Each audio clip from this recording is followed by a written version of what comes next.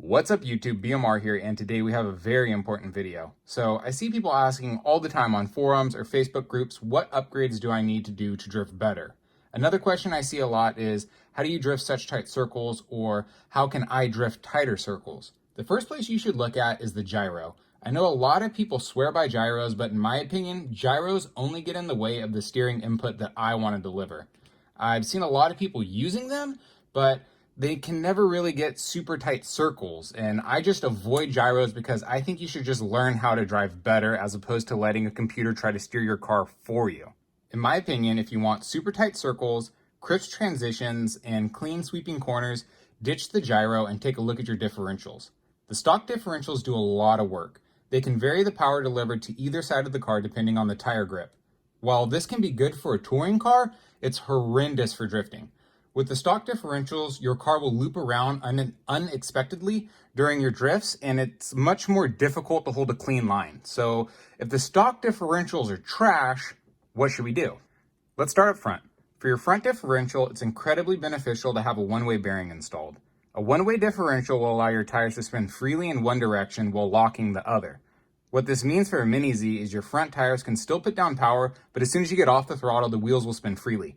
Think of a bicycle. You can pedal and put down power, but if you stop pedaling, the bike will coast. This one-way bearing will allow your car to have an e-brake-like effect when you lock the back tires. Since the front tires will freely roll, your back tires will lock up and you can slide around a lot tighter.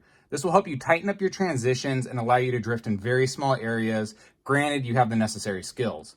With the stock differentials, I noticed that my car only had control when I was on the power, but as soon as I let off the throttle, all four tires would lock up and the car would push really hard in whatever direction the car was going in, to the point that it was causing me to crash. And if you only have power under control, then that means you're on the power a lot, so you have a lot of speed, and if you lose control when you're at high speeds, you have generally a pretty nasty crash. Once I changed over to the one-way differential, I had a lot more control over the car.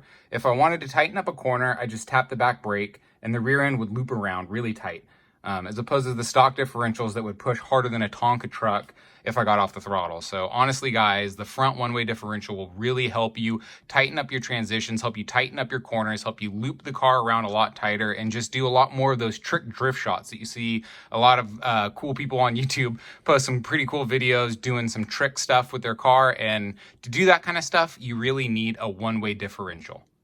Moving on to the rear of the car, I think the solid rear axle is the #1 most important upgrade you can do, even more so than the front one-way. This is because the rear of the car handles a lot of energy.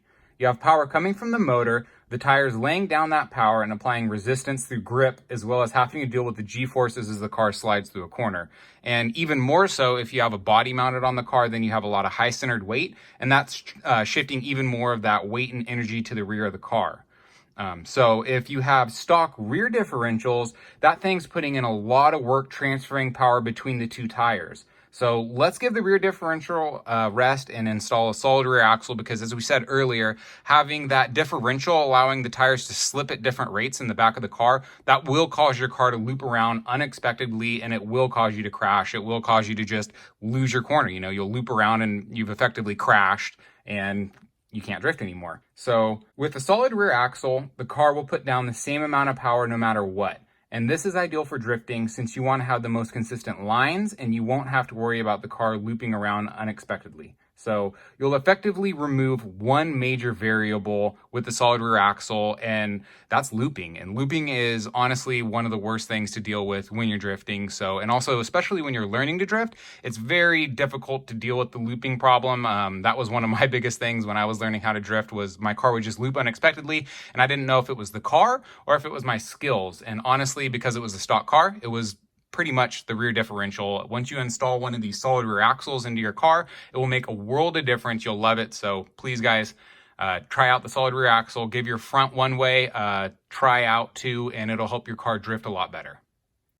So that's it for this video. To quickly recap, the solid rear axle I think is the #1 upgrade. It'll really help you, especially when you're learning how to drift, because it'll make the car more consistent. It'll make it so it won't loop around as much, and it'll also make it so that your drifts are much more predictable. It'll just make it so you have a much better time. If you try to learn with open differentials, it's a lot more squirrely. The car, like I said, will want to loop a lot more, and you just won't have as fun of a time. So honestly, I think the solid rear axle is the first upgrade anybody should do for their Mini Z. And then if you want to get a little bit more technical, if you want to have a little bit tighter drifts, a little tighter corners, a little bit lower speed too, then I would suggest switching over to a front one-way, because that will make a world of difference. Like I've said, it'll give you an e-brake effect, and it'll completely change your driving characteristics of your car by installing the front one-way and the rear differential. It's honestly, it's night and day, guys, and you'll love it. So if you guys like this video and you found it informative, please give me a thumbs up. And if you want to support what I'm doing here on the channel, please consider subscribing. Hope you guys enjoyed the video. Have a great day.